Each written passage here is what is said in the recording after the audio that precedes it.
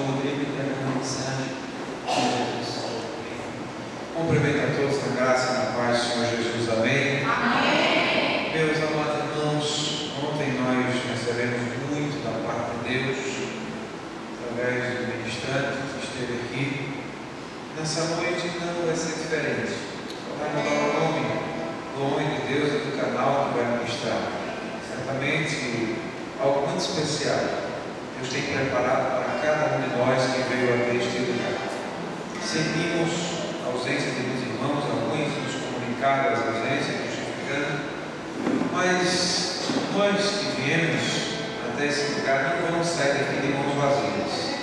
Certamente Deus dispensará uma bênção muito especial sobre a nossa vida nessa noite. Vamos ficar de pé em nome de Jesus.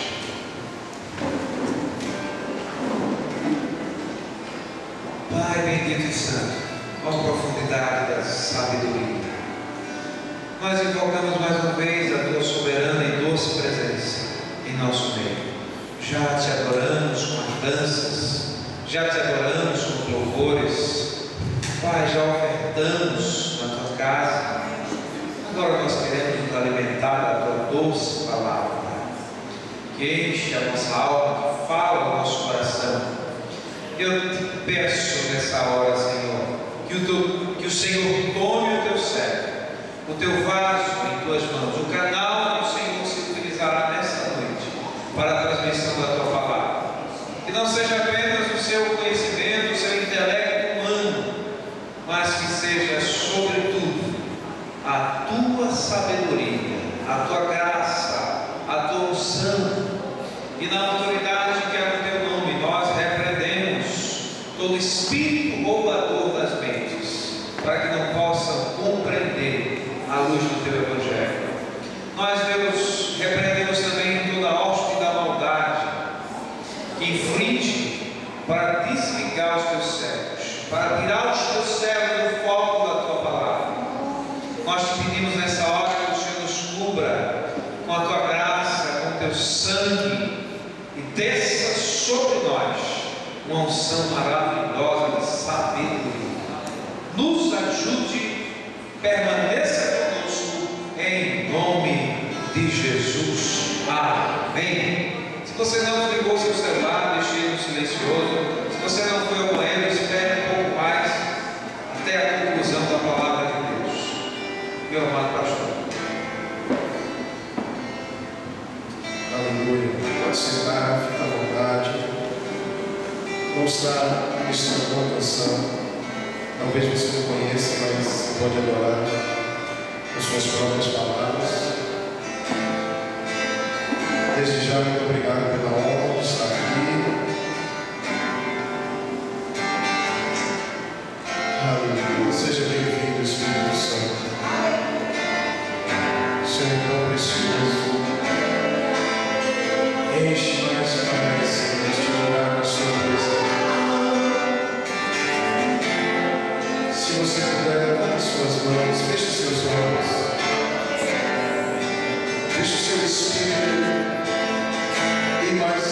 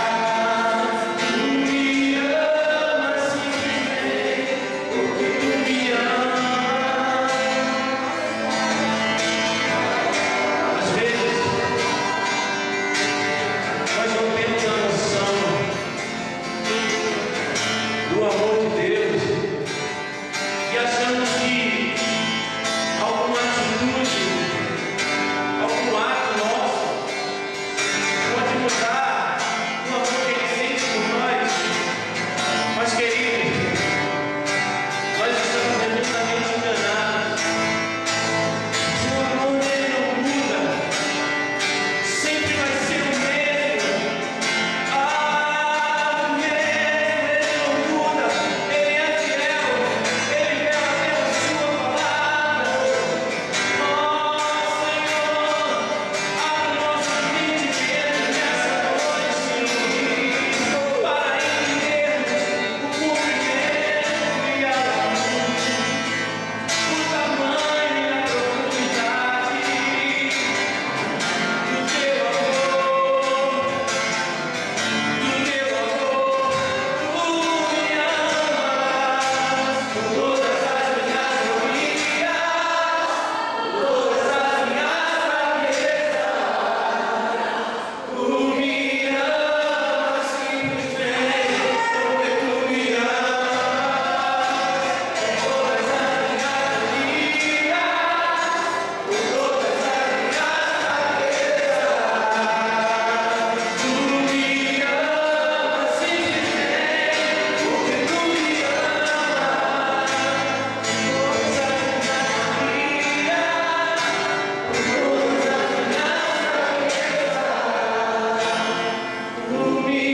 amas simplesmente porque tu me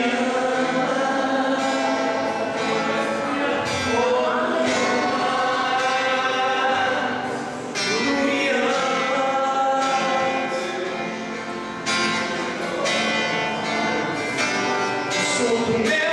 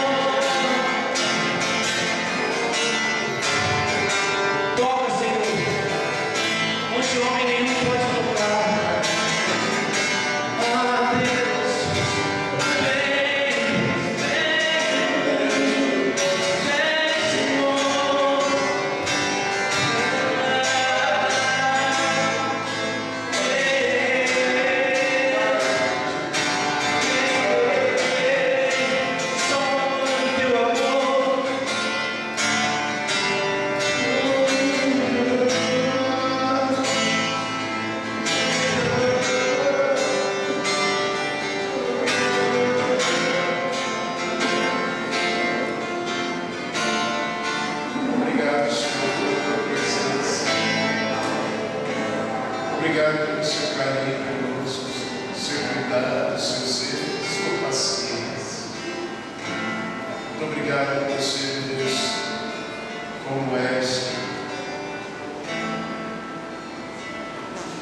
Que privilégio sermos teus filhos. Que privilégio sermos teus filhos. Que privilégio termos sido selados selados pelo Teu Espírito, a garantia da nossa redenção, o penhor da nossa herança. Espírito querido, tudo aquilo que o Senhor separou para nós nessa noite, possamos desfrutar da autoridade do nome de Jesus. Me permita pedir só mais uma coisa.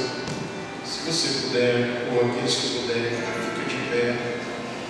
Toma a mão de quem está ao seu lado e ora por ele, por ela. Ora pelo físico, ora pelas emoções, ora pelo coração, para que Deus remova todo o cansaço, toda a fadiga, toda a ansiedade, estresse. Abençoe seu irmão, abençoe sua irmã, ministra sobre ele, profetiza, interceda.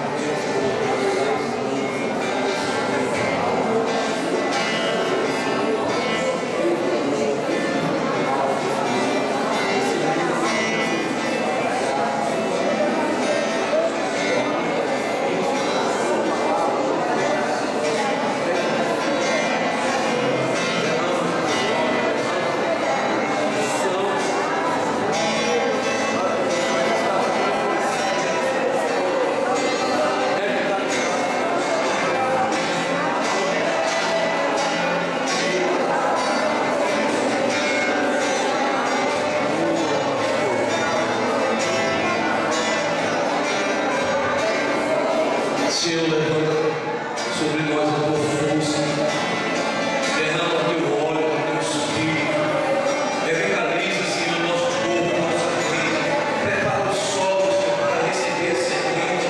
Pai, nossa oração esta noite é te convidando, Senhor, para preparar o solo, para preparar o coração de cada pessoa que está aqui, Senhor. Ó Deus, que toda a fadiga, que toda a atividade da mente,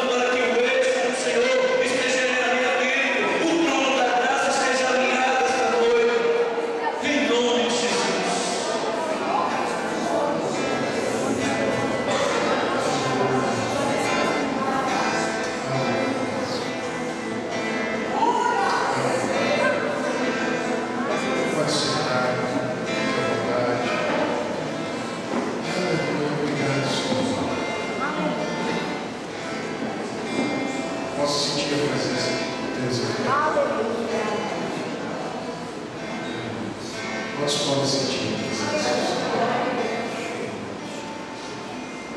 Se você quiser, você pode abrir a sua Bíblia, Gálatas, capítulo 6, senão você pode só escutar. O tema desses dias é marcados por Deus, não é isso? Alô? É marcados por Deus mesmo? Pensei que tinha errado o tema e aí não tinha outra ministração. Mas há 3 palavras no grego para a palavra marca. Uma delas tem a ver com o alvo, uma delas tem a ver com o selo, conforme foi cantado aqui no selo, a marca da promessa e tal.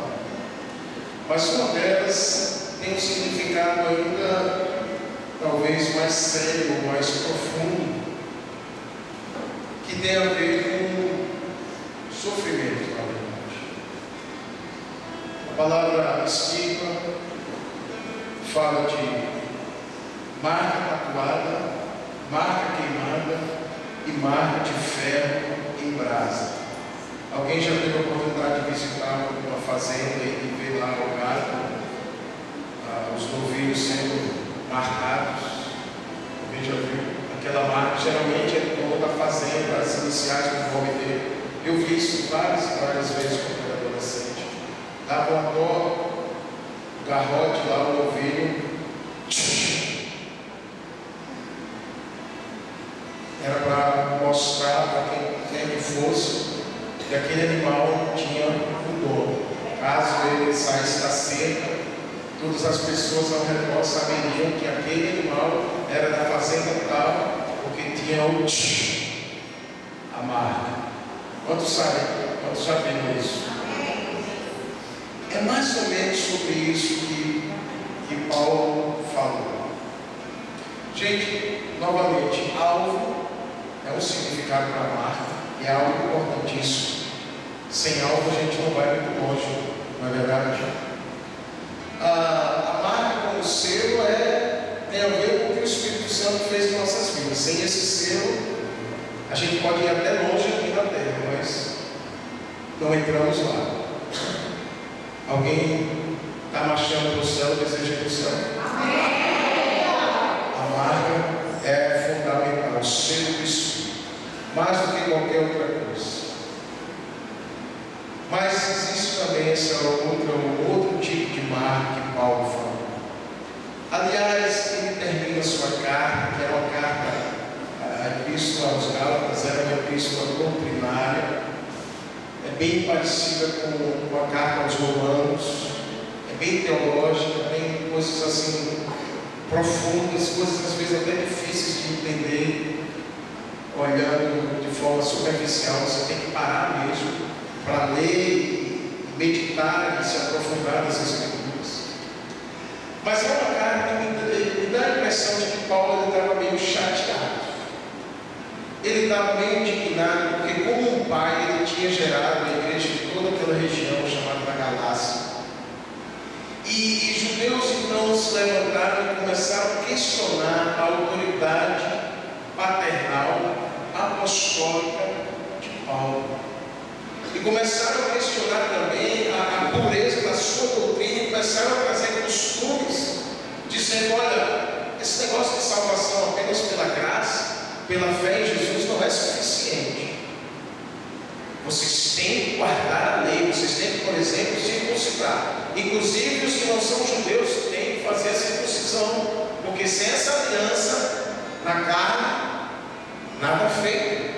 Não existe salvação. Então eles estavam querendo, em outras palavras, desfazer a graça, tirar o foco do autossuficiente sacrifício de Jesus e colocar, como sempre a religião faz, sobre os ombros do homem, dizer que a gente tem que fazer alguma coisa para obter a salvação. Quantos estão entendendo até aí? Amém.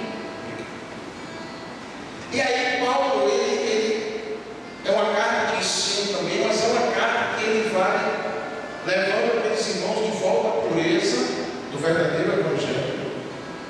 E ele mostra com isso a autoridade que ele tinha. E ele termina, a última coisa que ele fala antes de se despedir, antes de desejar a graça sobre o espírito dos irmãos, na minha opinião, é um desabafo. Era um pai indignado. Veja aí o que está escrito no versículo 17, do capítulo 6. E leia, por favor, para nós. Desde agora ninguém me quer, porque trago no meu corpo as marcas do Senhor Jesus. Já pensou? Alguém se despedir assim? Trazendo nos nossos dias, olha, não me incomode, eu estou por aqui. Sabe por quê? Porque vocês estão me questionando com palavras, mas eu trago no corpo as marcas de Cristo. Quais marcas eram essas? Estamos vivendo uma geração que uma das características são as marcas do corpo, chamada de, por favor, tatuagem. Alguém já viu alguém tatuado alguma vez na vida? Eu não vou fazer apologia nem contra nem a favor, eu acho que isso é de cada um, não me cabe. Mas sabe uma coisa? Eu vejo jovens cristãos muitas vezes tatuando, botam o leão aqui, ou botam o nome de Jesus, ou botam o candelabro e tal.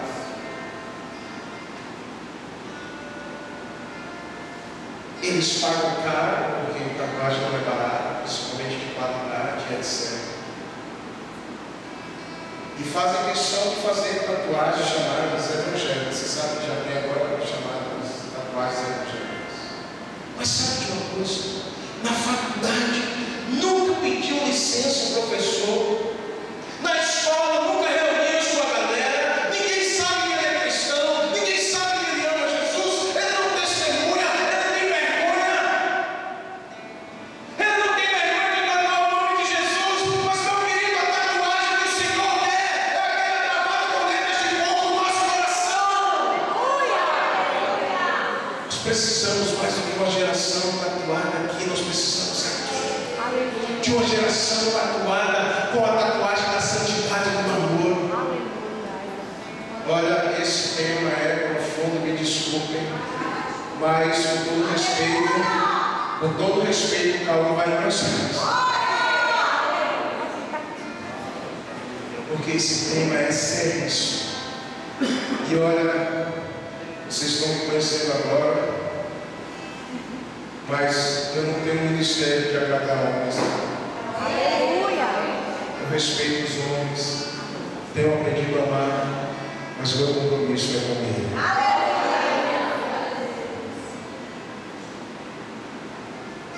Eu não ministro para agradar pessoas, eu não estou no ministério por causa de dinheiro, não estou por causa de reconhecimento, nem estou atrás de fama. Eu só tenho dois alvos na minha vida: cuidar da minha família, cumprir meu ministério e ir para minha casa. Não estou atrás de carro, de mansão, de viagens. Eu só quero agradar o meu Senhor, cumprir meu chamado e ir embora para minha casa celestial. Porque esse mundo me cansou. Mas vamos lá. Então Paulo diz: olha, galera, com todo respeito, não me incomode, ninguém me moleste, porque eu trago no corpo as marcas de um discípulo real e verdadeiro de Cristo. Que marcas eram essas? As marcas do sofrimento. Sofrimento por quê? Porque ele era pecador. Sofrimento porque ele desejou e viveu e se entregou para agradar o seu Senhor e fazer a sua vontade. Gente, eu não conheço um evangelho sem cruz. Eu não conheço um evangelho sem renúncia. Eu não conheço um evangelho sem lutas. Eu não conheço um evangelho que pelo menos um dia um cristão não pensou em desistir por causa das guerras. Eu não conheço. A única coisa que o Senhor prometeu foi: enquanto vocês estiverem no mundo, vocês terão aflições. João 16:33. Mas para que os discípulos não fossem embora logo e eu abandonasse, ele disse: mas calma, tenham bom ânimo, eu venci.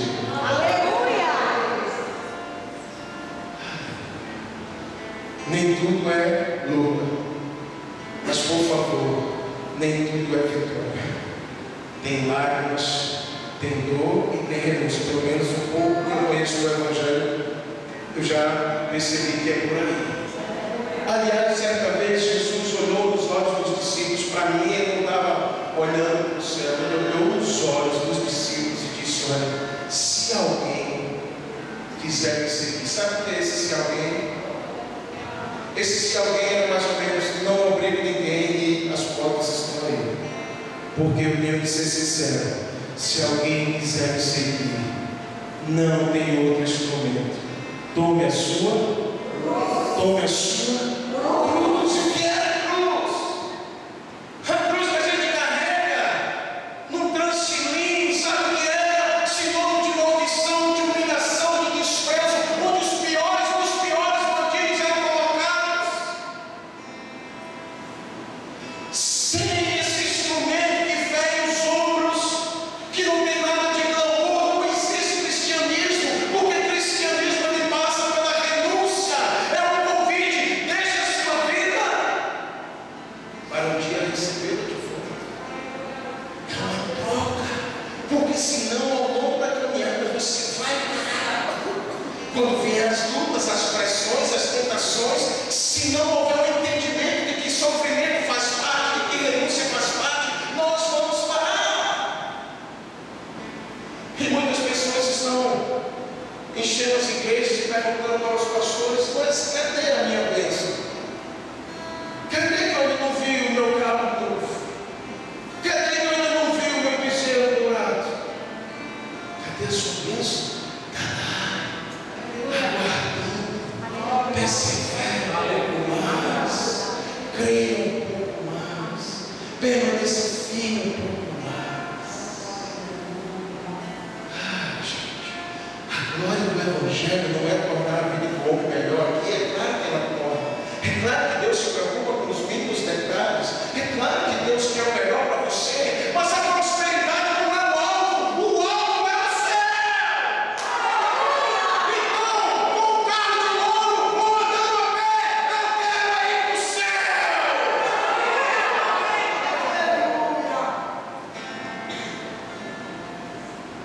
Então, eu senti que estudar Gálatas esses dias. E eu pude ver aqui várias marcas que Paulo carregava.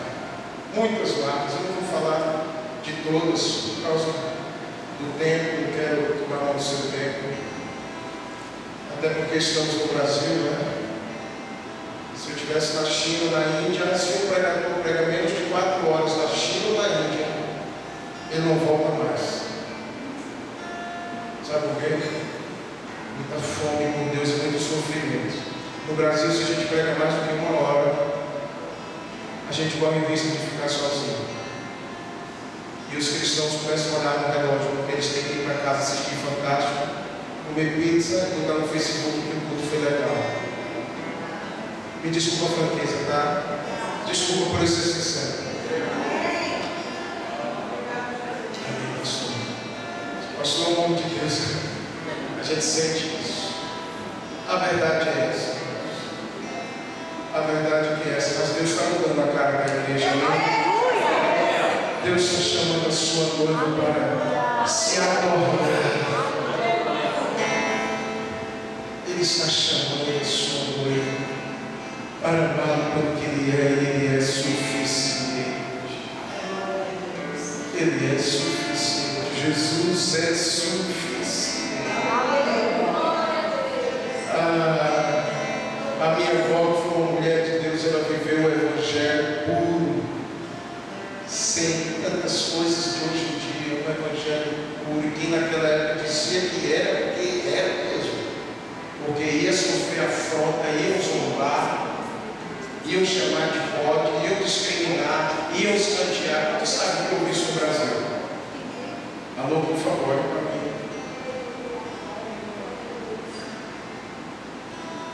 Muitos jovens que estão chegando hoje no Brasil, eles não sabem que para que a gente vivesse essa liberdade toda hoje, que às vezes a gente até confunde. Um caminho de lágrimas e até mesmo de sangue foi trilhado pelos nossos antepassados. Quantos sabem disso? Só os mais velhos sabem. Gente, você precisa conversar com os mais velhos.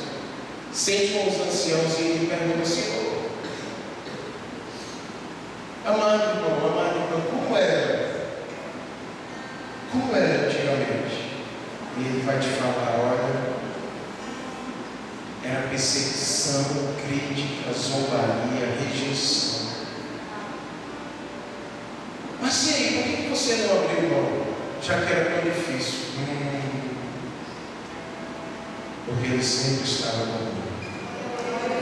Eu sempre senti ele caminhando comigo. Então, rapidamente, primeira parte eu percebi em Paulo, baseado nesta epístola. Aliás, as 3 primeiras marcas estão no capítulo 1. Ele diz assim, a partir do versículo 10. Vocês incomodariam de ler para nós, porque esses dias eu fossei muito acarregado, já estou um pouco. Gálatas capítulo 1, versículo 10 diz assim: porventura procuro eu agora em favor dos homens ou de Deus? Ou procuro agradar os homens? Se agradasse ainda os homens, não seria servo de Cristo. Faço-vos, porém, saber que o Evangelho por mim anunciado não é segundo o homem, porque eu não recebi nem aprendi de homem algum, mas mediante revelação de Jesus Cristo. Porque ouvistes qual foi o meu proceder outrora no judaísmo, como sobremaneira perseguia eu a igreja de Deus e a devastava, e a minha nação, quanto ao judaísmo, avantajava-me a muitos da minha idade, sendo extremamente zeloso das tradições de meus pais. Quando eu, porém, ao que me separou antes de eu nascer e me chamou pela sua graça, aprove revelar seu Filho em mim, para que eu pregasse entre os gentios sem detença, não consultei carne e sangue, nem subi a Jerusalém para os que já eram apóstolos antes de mim, mas parti para as regiões da Arábia e voltei outra vez para Damasco. Então, versículos 15, aliás, 11 e 12 diz assim, já lemos: faço-vos, porém, saber, irmãos, que o Evangelho por mim anunciado não é segundo o homem, porque eu não recebi nem o aprendi de homem algum, mas mediante revelação de Jesus Cristo. Ou seja, Paulo teve uma real e viva experiência com Jesus. Alguém concorda que ele teve? Amém. Paulo não aprendeu o Evangelho num laboratório ou numa sala de aula. É lógico que o ensino é muito importante. É lógico que estudar a palavra e ter os professores é importantíssimo. Não é disso que eu estou falando. Eu estou falando que me parece que a nossa geração precisa, ou que os jovens de hoje precisam, é de uma experiência pessoal e real com Jesus. Porque quando você tem sua própria experiência com Jesus, não tem vento de doutrina, de tentação, de diabo no mundo que derrube esse barco. Quando alguém tem uma experiência, escute, eu não estou falando de religião, eu não estou falando de experiências com os homens ungidos, eu estou falando de uma real e viva e pessoal e individual experiência com Jesus Cristo. Então ele estava dizendo: olha, eu não recebi através de homem algum, poderia ter recebido. Sabe qual é a minha teoria para que Paulo tivesse essa experiência tão radical que ele teve? Não só da sua conversão, mas de toda a revelação que ele teve. É porque Deus foi tão zeloso com aquele homem, Deus queria usar tanto ele, que não permitiu que aquela comida que ele ia comer tivesse alguma participação humana para não contaminar a pureza da revelação. Isso é uma teoria. Deus foi tão zeloso com Paulo que eu acredito que o Senhor olhou assim e disse: não, esse ano eu vou permitir que ninguém entre na jogada, vai ser eu mesmo. Eu vou ensinar, eu vou revelar todo o meu plano de salvação. E aí ele escreve isso, lembrando que ele estava escrevendo esta carta para advogar a sua autoridade apostólica. E ele diz: olha, eu recebi por revelação, ou seja, eu tive uma real e verdadeira e profunda experiência com Jesus. Que marca então Paulo carregou? A marca da experiência. Que marca nós precisamos carregar hoje em dia? A marca de uma experiência com Jesus. E quando eu falo de uma experiência, eu não estou falando apenas de uma conversão real. Eu estou falando de continuarmos a ter experiências com o Senhor. Porque a vida cristã, gente, não é algo parado, estático. Se a sua vida espiritual ela parou, estagnou, se você já não tem mais prazer de orar, de estar na casa do Senhor, se tudo virou por obrigação, se tudo virou obrigação, sabe de uma coisa? Religião entrou na história e a experiência parou. Jesus é aquela pessoa que nos chama para uma experiência diária. Jesus é a pessoa mais apaixonante que eu já conheci na minha vida. E eu nunca imaginei que o Evangelho seria algo tão dinâmico. Experiência e experiências, porque a experiência de Paulo não ficou apenas na conversa. Foram sucessivas experiências com Jesus, com o seu poder, com o seu amor, com o seu perdão. Uma segunda marca que eu percebo em Paulo é a marca da compreensão do seu destino. Ele diz assim, versículo 15: quando, porém, ao que me separou antes de eu nascer e me chamou pela sua graça, aprove revelar seu Filho em mim, para que eu o pregasse entre os gentios. Então ele fala aí, aquele que me separou, aquele que me chamou e aquele que revelou seu Filho em mim, para que eu o pregasse entre os gentios. O que é que isso nos fala? De alguém que compreendeu o seu destino, o propósito da sua vida. Gente, quando um ser humano, seja ele cristão ou não, descobre para o que nasceu, a vida muda completamente. Ele passa até a esquecer dos seus problemas. Sabe por quê? Porque ele descobriu seu destino. Ele descobriu para o que nasceu. Ele descobriu o alvo maior de estar aqui nesse mundo. Se a condição para a salvação é o sangue de Jesus, por que quando nós nos convertemos não fomos levados, permanecemos aqui? Eu desconfio que há algo mais Deus tem em mente. Alguém também desconfia? Obrigado. Um amém já.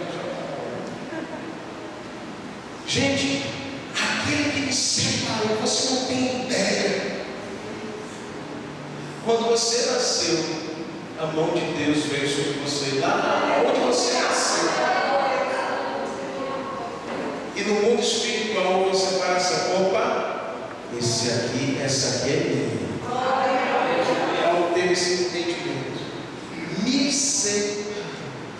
Separação. Tudo a ver com santidade. Separação. Depois Paulo disse: ele me chamou. Eu sou um ser humano que acredita e vou acreditar até morrendo sem que o Espírito me convença do contrário. Cada cristão, eu sempre creio nisso, que cada cristão, queira ou não, creia ou não, tem um chamado da parte de Deus para fazer algo. Eu sempre acreditei nisso. E vou morrer por isso. Por isso que eu amo ministrar sobre chamado, missões. Porque eu acredito que um cristão, todo cristão, nasceu com um chamado específico para fazer alguma coisa para a glória de Deus. Não é só o culto, gente. Não é só o culto. O que eu te digo? Eu te dei só um exemplo. Você pode costurar paninhos, toalhinhas, colocar lá tipo, Jesus te ama. e mandar os presídios. E Deus pode usar aquela toalhinha que Jesus tirou para tocar a vida de um preso. Aleluia. Eu dando só um exemplo, nem sei ter tudo nesse exemplo. Eu teria falado tantas coisas que a gente pode fazer, é que às vezes a gente está tão concentrado em nós mesmos. Enquanto isso, o mundo está perecendo. Então Paulo disse: ele me separou, ele me chamou, ele revelou seu Filho em mim para que eu pregasse entre os gentios. Essas poucas palavras me mostram a clareza que Paulo teve, o propósito, o entendimento. Ele teve a marca da compreensão do seu destino.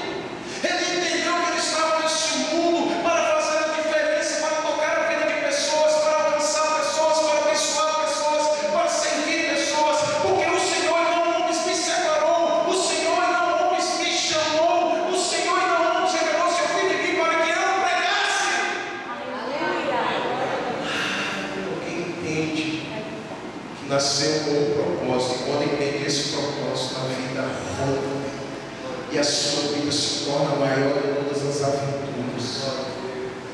Terceira coisa que ele fala ainda nesse capítulo 1, e ainda nesse versículo 16, ele diz: sem detença não consultei carne e sangue. A terceira marca que Paulo carregava era a marca da urgência. Diga, por favor, urgência. Urgência. Aquele homem que vivia com sentido de urgência. Você sabe o que é essa marca da urgência? Você conhece alguém que é apressado, tudo dele ou dela é para outra que você conhece? Amém. Vocês não conhecem, não? Amém.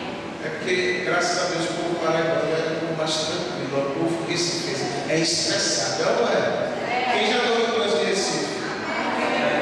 A gente vem para cá, acho que a gente fica aliviado. É outra atmosfera. Deus consegue João Pessoa, Paraíba, assim. Recife, infelizmente, mas Deus vai mudar também. Mas você vai saber apressado, e tudo dele ou dela é para ontem. Paulo era um cara assim, mas ele não era tudo dele para ontem. Ele disse: uma coisa eu faço. Ele não era um cara dividido com muitas coisas. Sabe o que estressa? Muitas vezes a falta de alvo, e você faz muitas coisas ao mesmo tempo e não conclui nada. Tem alguns de vocês que já começaram não sei quantas vezes o cursinho de inglês, mas vamos pular essa parte. O sentido de urgência. Paulo só tinha uma coisa faz. Era o sentido de urgência, porque ele carregava nos seus ombros o peso de uma humanidade que estava caminhando, ou melhor, correndo para o inferno. Paulo era um cara que não sossegava, noite e dia, ele diz, noite e dia, em vigílias, muitas vezes em fome, em perigo, em nudez, em espada, quarentenas de açoite de dever, menos um, muitas vezes na coragem do mar, entre falsos irmãos, entre falsos patrícios. O sentido de urgência. Ou aquele homem era sádico, alguém que gostava de sofrer, ou aquele homem que carregava o peso de uma humanidade que estava caindo assustadoramente no inferno. Ele carregava o peso das igrejas, ele carregava o peso dos irmãos, ele carregava o peso do coração de Deus.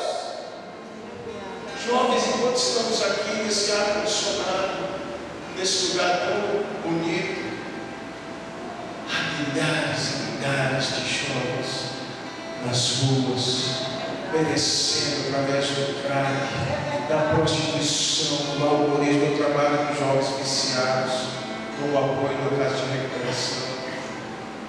Jovens que estavam no fundo do poço. No sentido de urgência, nós precisamos dessa marca. Você concorda? Amém. Quarto lugar, não se preocupe, eu só vou falar disso. E as duas você descobre estudando Gálatas.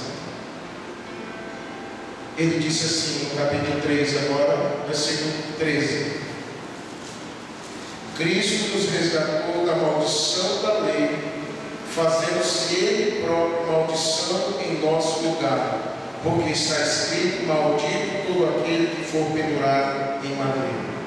Eu vou ler novamente. Gálatas 3,13.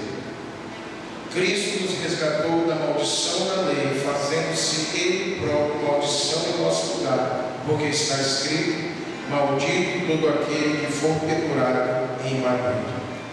E no capítulo 2, versículo 19, ele diz assim: porque eu, mediante a própria lei, morri para a lei, a fim de viver para Deus. Estou crucificado com Cristo. Logo, já não sou eu quem vive, mas Cristo vive em mim. E esse viver que agora tenho na carne, vivo pela fé no Filho de Deus, que me amou e a si mesmo se entregou por mim.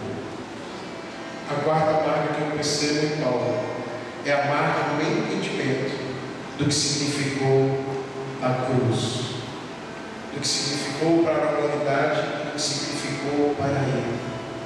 Por isso ele disse: olha, Cristo nos resgatou da maldição da lei. Qual era a maldição da lei? Miséria, enfermidade, morte. Essa era a maldição da lei.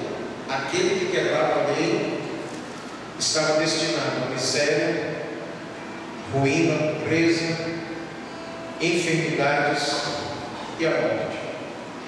Se tiver mais algum aí que eu vou lembrar.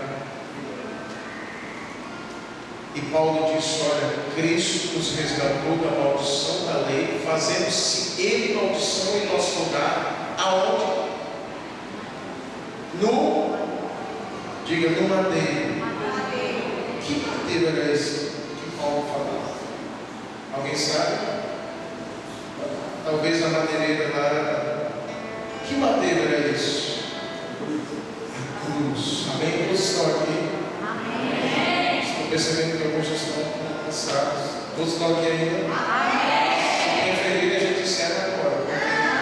A razão é vocês.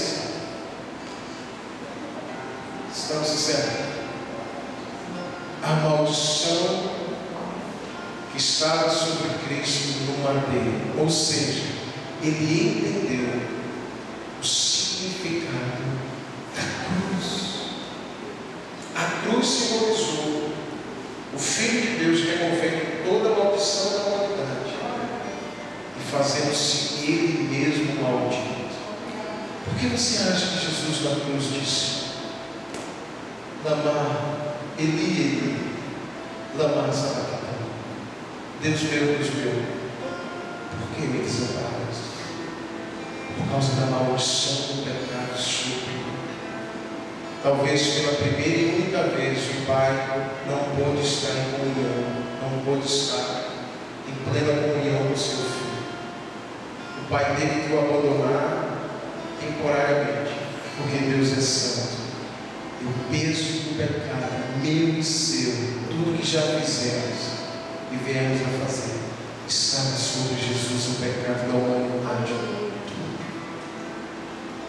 Ele se fez maldito. Ele se fez maldição e Paulo compreendeu isso. Era uma compreensão, escute, gente, porque tudo depende disso.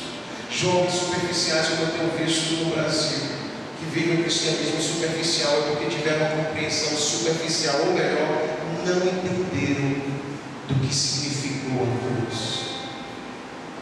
O ato do preço, o sangue derramado, a humilhação pública, a coroa de espinhos, as chicotadas, as feridas, a dor e o sofrimento do único homem puro, 100% puro, 100% santo, que viveu nessa vida.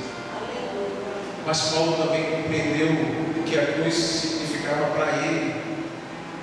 E ele disse: e já não sou eu mais quem vivo, mas Cristo vive em mim. E esse viver que eu vivo pela fé no Filho de Deus que me amou e a si mesmo se entregou por mim. Por isso, vivo não mais eu. Por isso, estou crucificado com Cristo. Quantos jovens desejam ser jovens vencedores na vida cristã? Cruz. Se tivesse outro caminho mais fácil, eu lhes daria. Passa pela cruz, passa pela cruz, vai ter momentos que vocês vão ter lágrimas, que vocês vão querer viver coisas que Deus disse: filho, não viva. Agora, deixa eu abrir um parênteses, antes de ir para o quinto e último ponto, deixa eu falar uma coisa. Eu tenho 18 anos de cristianismo, vou entrar no 19º ano que vem. E ao longo desses anos eu nunca vi algo mais maléfico, que mais trouxesse prejuízo aos jovens dentro da igreja do que relacionamento. Deixa eu explicar. Ou relacionamento com uma pessoa errada, ou fora do tempo de Deus. Eu, particularmente, nunca vi algo que mais parasse o crescimento de jovens que estavam dando fruto, buscando a Deus com fome e sede, quando entraram num relacionamento que não era ou o tempo de Deus, ou a pessoa certa. Eu não vi nada que parasse mais. E é triste ver tantos jovens ao longo da caminhada que estavam dando frutos, evangelizando conosco nas ruas, reuniões de oração, buscando um testemunho excelente. Daqui a pouco, foi o tal de Deus falando.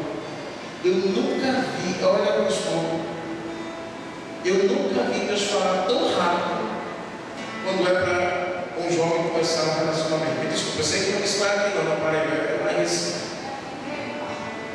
eu fico pensando, mas eu ralo tanto para ouvir a voz de Deus naquilo que eu preciso de direção, de resposta.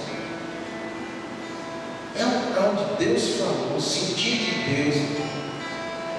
E uma semana, um mês depois, e aí, cara? Não deu certo, não. Não, mas Deus falou, mas ele falou que já era hora de acabar. É mesmo. Puxa, né? Eu não vejo na Bíblia Deus mudando de ideia. Deixa eu falar como um pai para as princesas do Senhor. Espere. Deus tem o melhor para vocês. Espere o tempo de Deus. E agora vai com você, te amo. Se o seu namorado não está ajudando no seu crescimento espiritual, filhinho, vai lá. Porque meu primeiro compromisso é com o meu rei. E manda ele, passa. Manda ele passar. Isso é apenas um conselho, tá? Por favor, isso não é doutrina, longe de mim, nem me cabe isso, é só um conselho de amigo, tudo bem? Amém. Quinto e último lugar, a última marca que eu percebo do Paulo. Gálatas capítulo 6 agora. E você não precisa seguir esse conselho não, tá bom? Isso é com você e com você.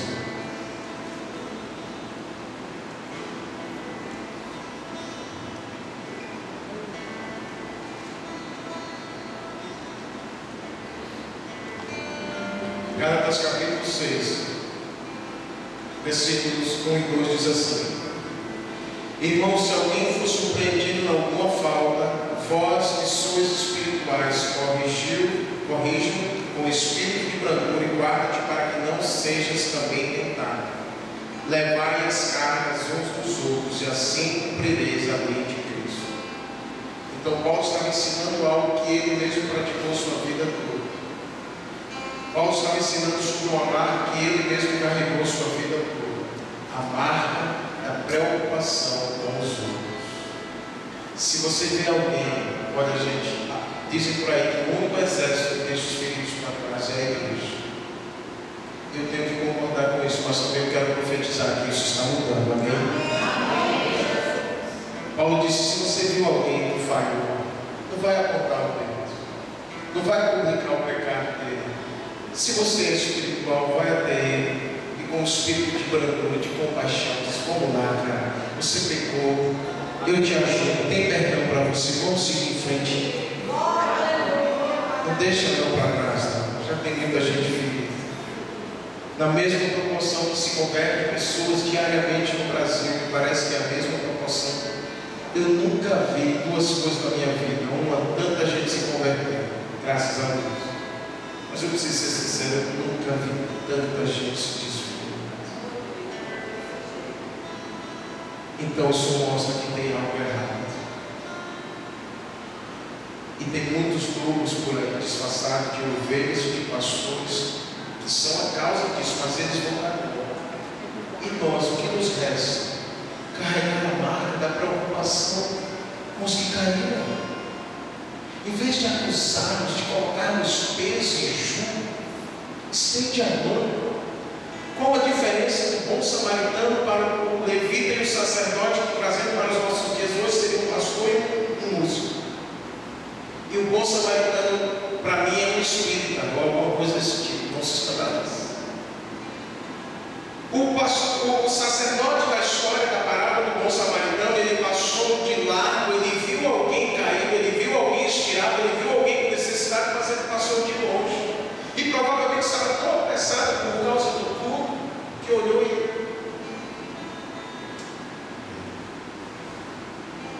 e o levita, que ia ministrar um evento de compaixão, viu lá, mas ele estava tão... E passa o bom samaritano. Qual a diferença? Se você for ver lá na história, o bom samaritano passa de perto. E quando a gente se aproxima, a gente passa a não só ver, mas sentir a dor das pessoas. Não é assim? Semanalmente, alguém me procura e me liga pedindo uma oração para alguém que está enfermo com problemas. A gente ora porque a ética e a educação cristã nos mandam. Mas quando a gente vai fazer uma visita, quando a gente vê, aí a educação e a ética já não prevalecem. A gente passa a sentir a dor das pessoas. Não é assim? Só que a gente tem que sair um pouco mais do nosso laboratório, da nossa própria vida. Fala para os perdidos. Tem jovens que poderiam estar aqui e se desviaram da fé. E muitos deles gostariam de estar, mas há um peso de condenação tão grande sobre eles que eles não se acham dignos. Vá para eles e diga que o sangue de Jesus os purifica de todo pecado. Então Paulo diz, acabamos de ler, levem as cargas uns dos outros. Quem é espiritual, corrige. Em vez de apontar, em vez de acusar, em vez de culpar, corrige e fica amando. Vamos sentar aqui. Não é bem assim, mas Deus continua te amando. Conta comigo, vamos caminhar juntos. Porque Deus vai usar a sua vida, porque Deus tem algo para você. Então Paulo foi alguém assim, que carregou essas e muitas outras marcas. A marca da experiência, a marca da compreensão do seu destino, da urgência, do chamado, do propósito, do entendimento do que significou a cruz para a humanidade, para ele, e também a marca da preocupação com os outros. Mas eu quero terminar lendo o versículo que li inicial. A gente ora. Versículo 17 do capítulo 6. Quanto ao mais, ninguém me moleste, porque eu trago no corpo as marcas de Jesus, o estigma de Jesus. E aí eu percebo que na verdade o Paulo carregou mais uma marca. A mesma marca que definiu o ministério de Jesus. A marca da... O que você que vai me dar essa resposta para a gente orar? O que resume o ministério de Jesus? Qual é a palavra que resume o que Jesus fez pela humanidade? Amor, verdade. Existe uma outra palavra que ela, na verdade, amor ainda é mais forte, e ainda é mais correto, mas eu quero usar outra palavra aqui, que também anda junto com o amor. Perdão também está certo. Mas quando a gente pensa em Jesus, naquela loucura toda da cruz, compaixão, ou amor, ou paixão. Interessante que a mesma palavra no grego para amor e misericórdia é a mesma palavra, não só a palavra que define amor e misericórdia. Paulo carregou a marca da paixão. do amor por Deus e pelas pessoas. E sem essa marca, jovens, eu acredito que a gente não vai muito longe. Vamos orar. Eu não sei se o tempo me permite ainda orar. Então eu gostaria de orar. Na verdade, eu gostaria de fazer duas orações. Como você achar melhor, em pé, sentado de joelho, prostrado, fica à vontade. A marca da paixão pelo Filho de Deus e pela humanidade.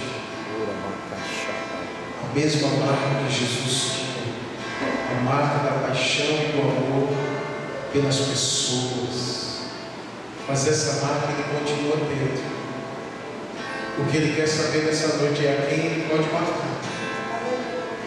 A quem ele pode marcar como ferros em brasa, com as iniciais JC. Eu vejo jovens cristãos se preocupando com o amor e o coração tem uma marca. Marcas humanas eles têm.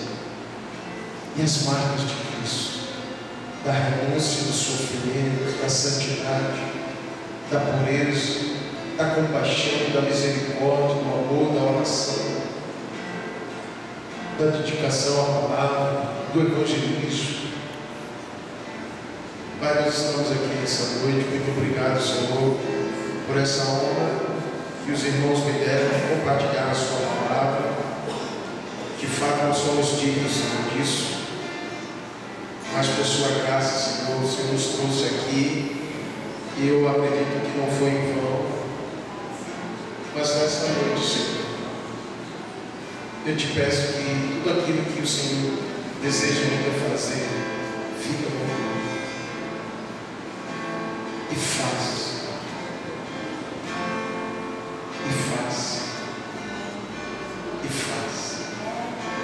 Eu gostaria de fazer duas orações. A primeira oração é por aqueles que querem ser marcados como ferro em brasa. A marca de Cristo, a marca de seguir a Jesus, constituídos, de abrir mão do que for necessário. Quando eu entreguei minha vida a Jesus, eu entreguei de fato. Quando eu entreguei minha vida a Jesus, eu nem sabia direito o que estava fazendo, mas fui sincero. E à medida que fui caminhando, eu continuei entregando. Eu renunciei ao namoro impuro do mundo e muitas outras coisas, porque eu queria conhecê-lo e o poder da sua ressurreição e a comunhão do seu sofrimento, porque eu queria viver para Ele, porque eu queria conhecê-lo e compartilhar dele com outras pessoas.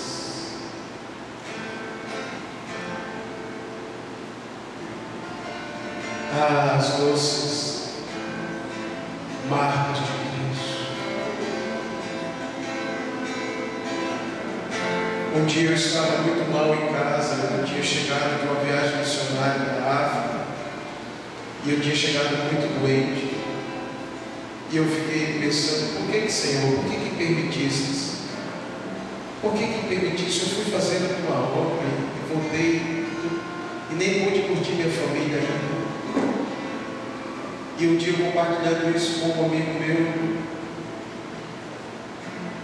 que estava morando, eu não me lembro agora se era no Rio, nos Estados Unidos na época. Ele me mandou um e-mail e ele disse: Rodrigo, não fica assim, porque essas são as marcas de Cristo. Aquilo me fez tão bem. Aquilo me fez ver que aquela enfermidade não era uma maldição por si só, mas as consequências daquela marca Era algo da qual eu não era digno. A marca de Cristo. A marca de Cristo.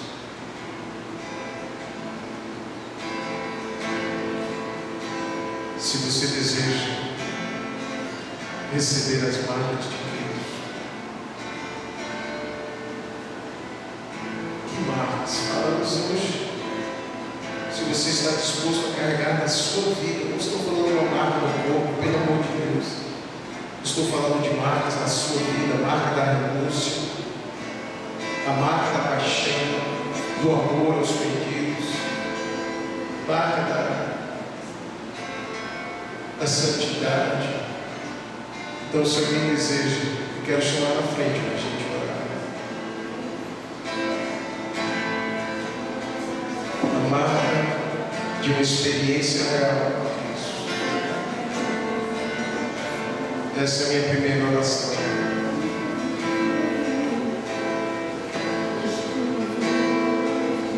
A marca de alguém que quer viver um genuíno evangelho, custe o que custar.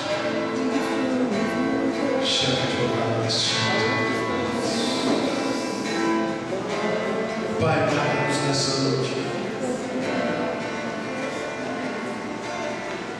Marca-nos, Senhor, como marcastes a Paulo. Marca essa moçada, Senhor, que quer viver para Ti. Senhor, há vários tipos de marca. Há a marca selo. Eu tenho certeza que eles com selo foram ministrados pelo selo. Essa é uma marca gloriosa. Mas a marca que falamos nessa noite não é a marca selo, é a marca renúncia, é a marca do sofrimento, é a marca da dor por Cristo, pelo seu reino. A marca de alguém que sofre por pessoas que estão fracas na fé, ou que estão indo para o inferno, ou que chegaram agora a ser novos bebês na fé que precisam de ajuda.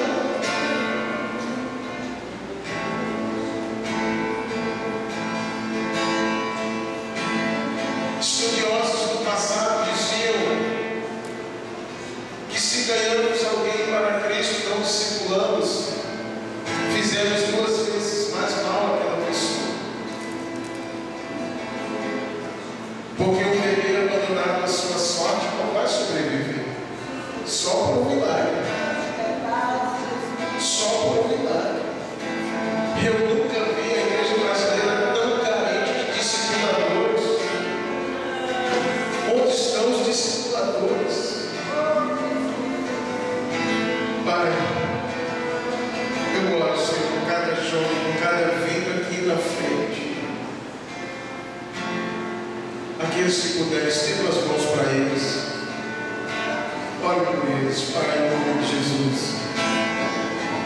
Que todos nós possamos carregar as marcas de Cristo, as marcas do Teu amor, as marcas do sofrimento, as marcas da renúncia.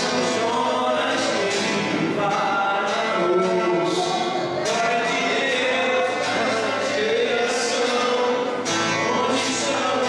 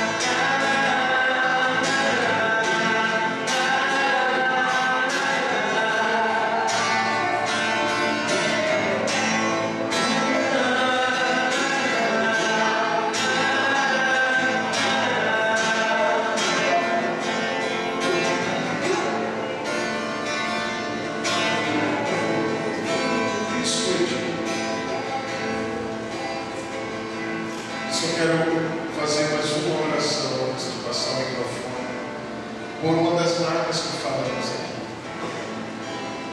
Na verdade, são duas: a marca da urgência e a marca de preocupação com as pessoas.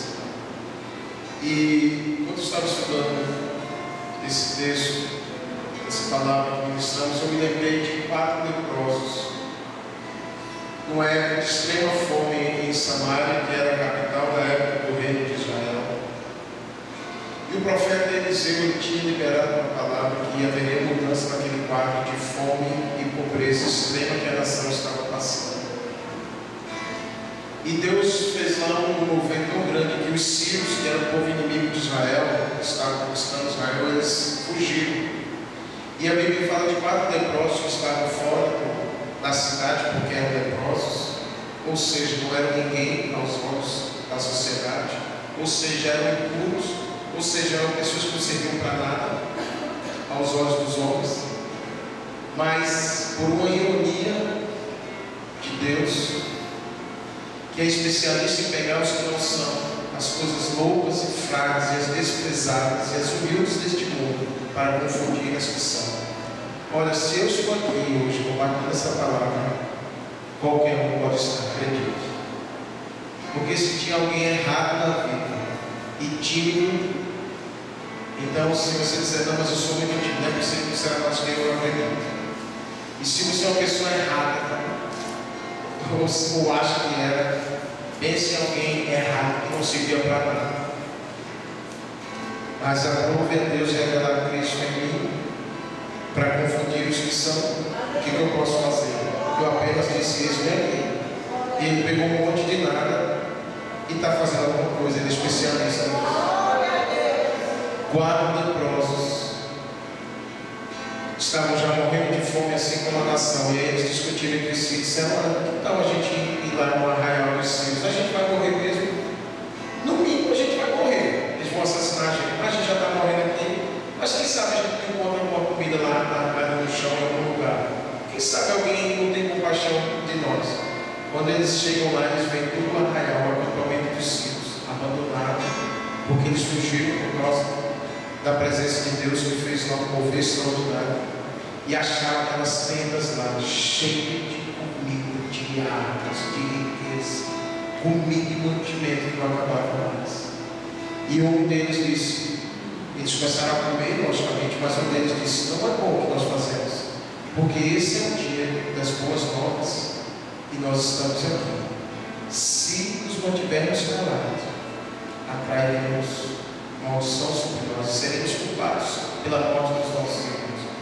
Então, gente, esse é o tempo de se pregar as boas novas. Mas, por favor, não fique calado, nem calado. Não significa que agora você vai subir no púlpito, há várias formas de pregar. Uma delas é com a vida. Eu gostaria, então, de fazer uma última oração, me despedir de vocês, orando por aqueles que querem colocar a vida à disposição de Deus para Ele fazer o que Ele quiser. Pode ser que Deus te leve como missionário lá para Miami,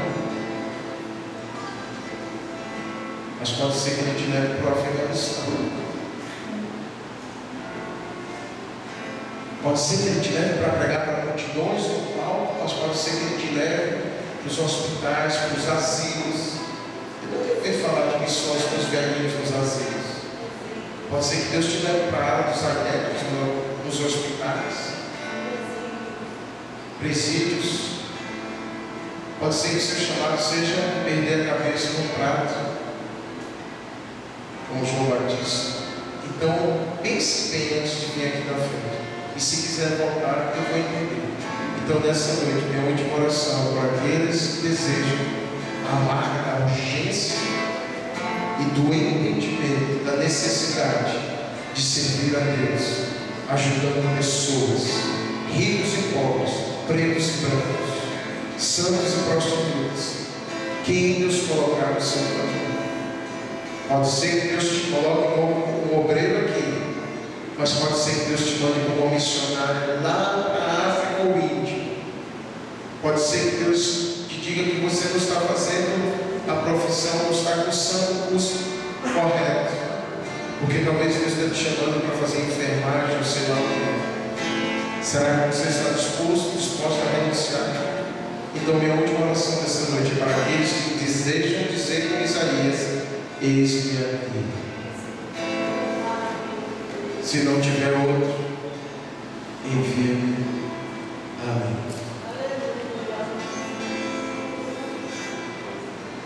Eu quero orar com essas pessoas. Eu quero pedir que você coloque a mão no seu coração, por gentileza.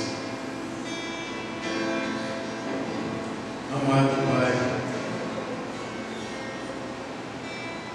dá-me aquele sentido de urgência como aquele leproso, aqueles 4 leprosos tiveram, e que deixaram de guardar, esconder e comer coisas gostosas, e foram correndo anunciar ao rei Jorão e à nação de Israel que havia mantimento de sobra no arraial dos cimos.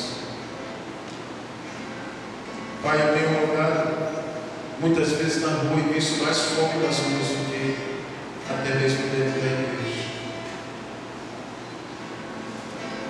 Nós temos visto pessoas com fome e sede.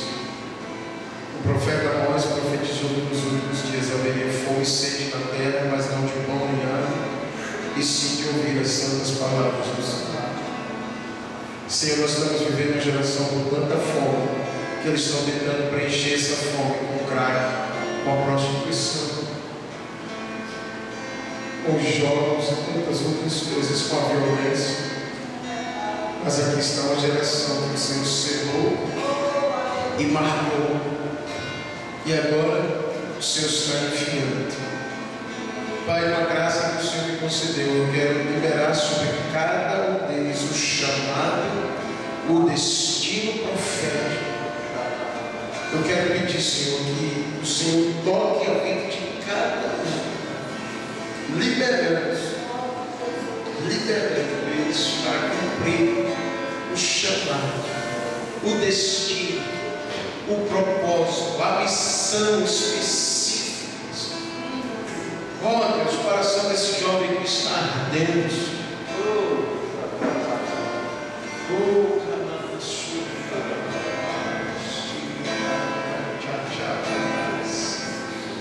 Vocês são preciosos, viu? Os jovens dessa igreja são muito preciosos. E vocês têm algo para fazer para Deus. Michel, você tem uma grande responsabilidade. Prepare essa moçada. Prepare essa moçada. E leve-os a viver e a anunciar o Evangelho. Deus vai te dar criatividade, direção, e virão projetos para você. E virão projetos, já estão vindo na verdade. Só que agora é hora de tirá-los do papel, ou do coração, ou da mente, e começar a executar. Eu profetizo sobre vocês uma unção para fazer coisas novas para Deus. Coisas que talvez igrejas grandes e centenárias da Paraíba nunca fizeram, porque não tiveram talvez a luz ou a ousadia para fazer. Pastor, se me criticarem, Deus vai estar aplaudindo. Paulo disse: pode agradar a Deus do que aos homens. Deus vai usar vocês para fazer algo. Senhor, usa essa moçada. Senhor, não há um grupo tão grande, mas é um grupo, Senhor, que nas tuas mãos, se eles entregarem os pães e peixes, meu Senhor, uma multidão será alimentada. Essa é uma noite de entregar os pães e peixes. Se qualquer um desejar fazer, eu vou pedir que simbolicamente você junte suas mãos e levante como quem entrega o seu pão, o seu peixe, é o seu lanche. É o que você tem de mais precioso. É o seu talento ou o seu dom. Simbolicamente levanta para o Senhor como que entregando. Porque se fomos marcados por Deus é para um propósito.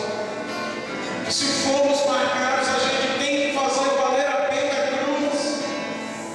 A gente tem que fazer valer a pena o sangue, as lágrimas, a dor que o nosso mestre sofreu nessa terra. A gente tem que fazer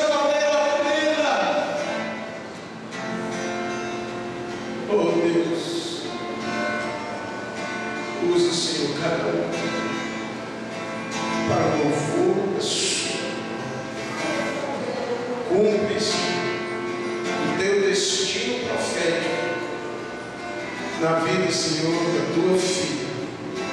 Leva elas a lugares mais altos em ti. Eu chamo mesmo os projetos, os sonhos, porque o Senhor disse nos últimos dias: os jovens vão profetizar e vão ter visões. Eu profetizo, Senhor, de uma forma diferente. Tua filha vai profetizar e vai receber mais e mais visões do Senhor. E eu te peço, Senhor, usa isso como um pregador na tua palavra, Senhor. Ele já é um pregador na nós. Eu profetizo o aflorar desse dom. Eu profetizo um ativar ainda mais intenso desse dom. E pessoas não vão entender nada, Senhor. E vão perguntar a ele: o que aconteceu? Você está diferente? Deus, é porque alguém disse sim ao chamado. E porque alguém desenterrou lá dentro. Eu profetizo uma unção, Senhor, sobre ele, não só para ensinar, mas para pregar e para curar os enfermos, na autoridade do nome de Jesus. Do nome de Jesus. Amém. Amém e amém. Queridos, para entregar o microfone, deixa eu só perguntar: quem aqui assistiu aquele filme de uns, talvez 10 anos atrás, 8 anos atrás, chamado O Resgate do Soldado Ryan? Alguém já assistiu? Assistam, é show de bola, tá? Não tem nada demais, é um filme muito bom. O Resgate do Soldado Ryan. No final do filme, o comandante que foi salvar um soldado que já tinha perdido 3 irmãos na guerra, e teve um comandante que teve a missão de deslocar seu pelotão só para salvar aquele soldado. E todo aquele pelotão praticamente morreu nessa missão, mas o Ryan foi resgatado. E aquele comandante já morrendo, ele disse só uma coisa para ele: faça. Quem lembra a última frase? Faça valer a pena. Em nome de Jesus, faça valer a pena. Amém? Amém. Tudo que Jesus fez por nós. Deus os abençoe e os bendiga.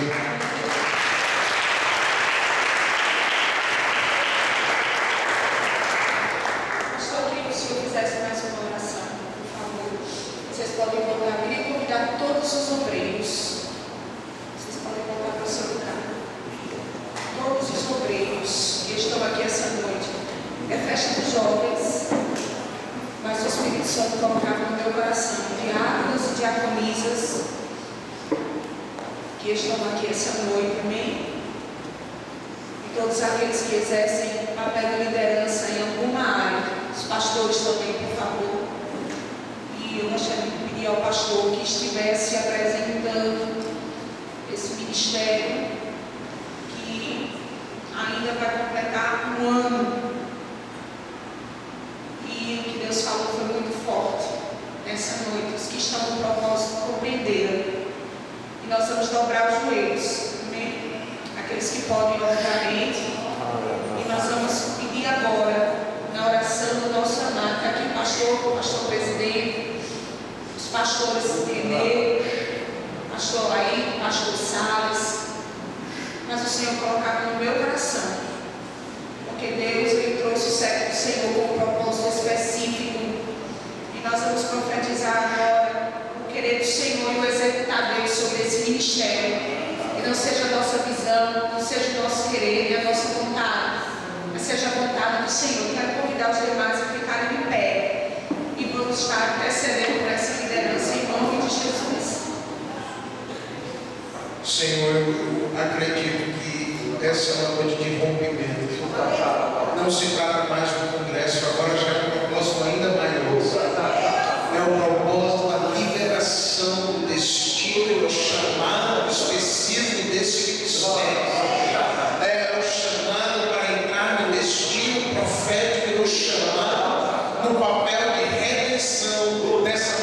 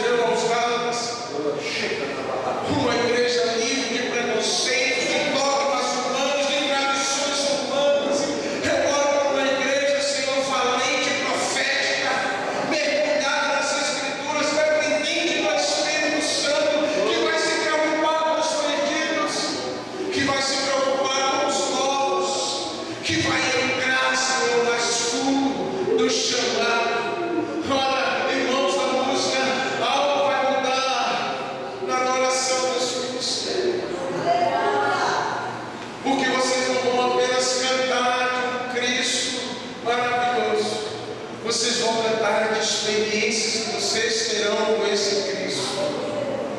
Deus vai trazer mudança na música da igreja.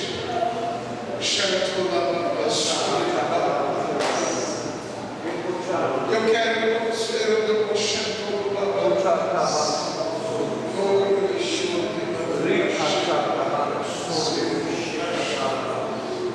Espírito, sobe um vento novo.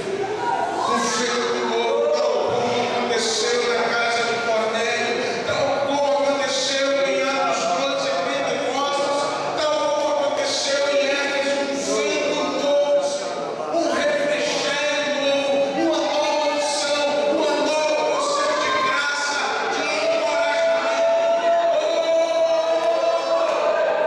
Não desistam, não parem, não recuem. Não permitam nenhum espírito de divisão entre vocês, porque Deus está chamando, selando vocês para algo ainda maior.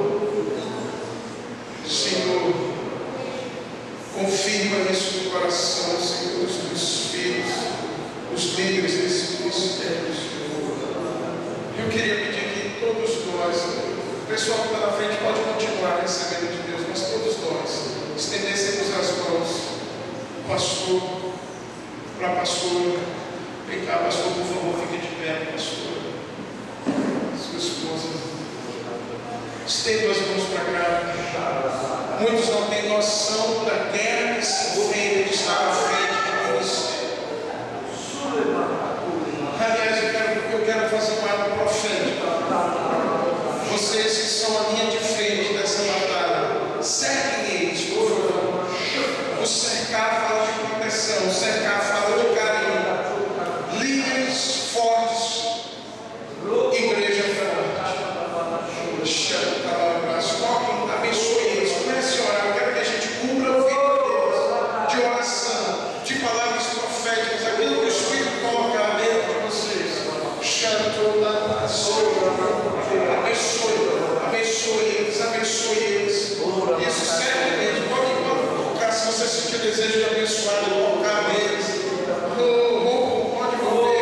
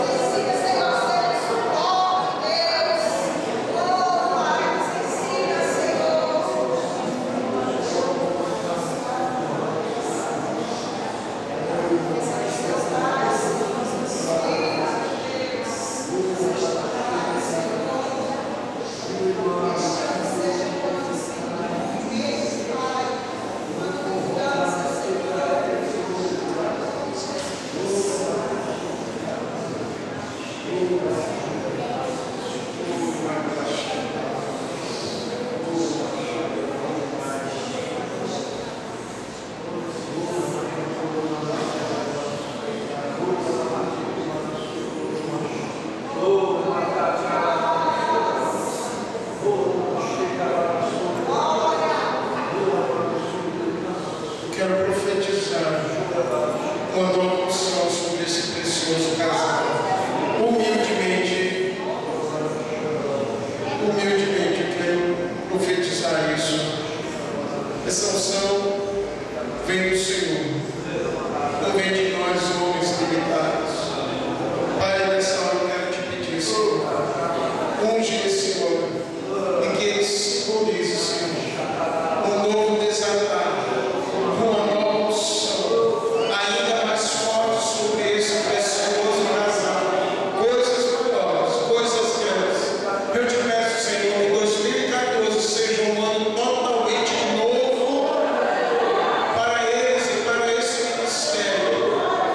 unção para desatar no mundo espiritual.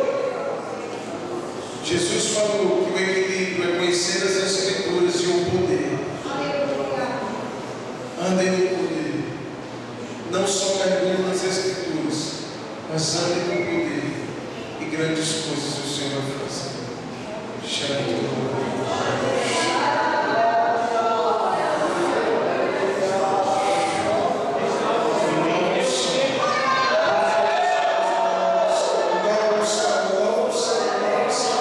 Levante suas mãos, exalte Jesus, exalte Jesus, exalte Jesus, exalte Jesus.